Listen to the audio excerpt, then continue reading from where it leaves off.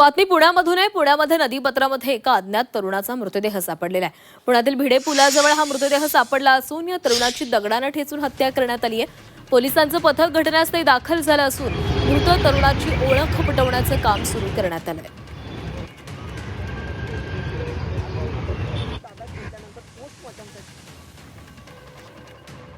सुमारे 25 ते 35 वयोगटामधली ही बॉडी आहे। कामगार याच्यामधला किंवा असंच काही फील्डमध्ये असणारा असा तो व्यक्ती जाणून येत आहे। शोध घेणं चालू आहे की त्याच्यावर का हल्ला केला गेला, हे स्टॅब मार्कमुळे झालेले आहे असं जाणून येते की त्यांच्यामध्ये काही वाद झाला होता, त्याच्या वादावरूनच या गोष्टी काही झालेल्या दिसतात। पुढचा तपास चालू आहे, कोण आहे, कोणी केला असणार हे सगळे तपास करूनच आपल्याला पुढची बातमी दिली जाईल। CCTV तपासूनच सगळे पोलीस इन्व्हेस्टिगेशनमध्ये जेवढे पण गोष्टी आहेत आम्ही सगळे करून आपल्याला इन्फॉर्मेशन। या स्थळावरून याचा आढावा घेतलेला आहे आमचे प्रतिनिधी निलेश खरमरे यांनी। पुण्यातील नदीपात्रामध्ये एका तरुणाचा निर्घृणपणे हत्या करण्यात आलेली आहे। ज्या ठिकाणी ही हत्या करण्यात आलेली आहे त्याच ठिकाणी आपण आहोत।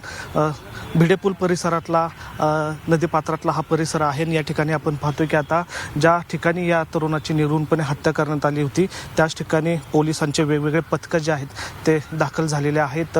BDDS असेल किंवा फॉरेन्सिक लॅब असेल अशा 2 पथक जे आहेत त्या ठिकाणी तपास करताना आपल्याला पाहायला मिळतात। एवढेच नव्हे तर त्या तरुणाच्या गळ्यावर वार करून त्याची हत्या करण्यात आल्याची प्राथमिक माहिती जी आहे ते पोलिसांनी दिलेली आहे। खरं तर काही दिवसांपूर्वी याच परिसरामध्ये एक मृतदेह सापडला होता, त्यानंतर पुन्हा एकदा या ठिकाणी हत्या जी आहे ती झाल्याचं उघड झालेलं आहे। हा संपूर्ण जर परिसर बघितला तर हा डेक्कन परिसर येतो। बाजूला जर बघितलं तर भिडे पूल आहे, त्या परिसरातच ही हत्या झाल्याची माहिती आहे ती मिळालेली आहे।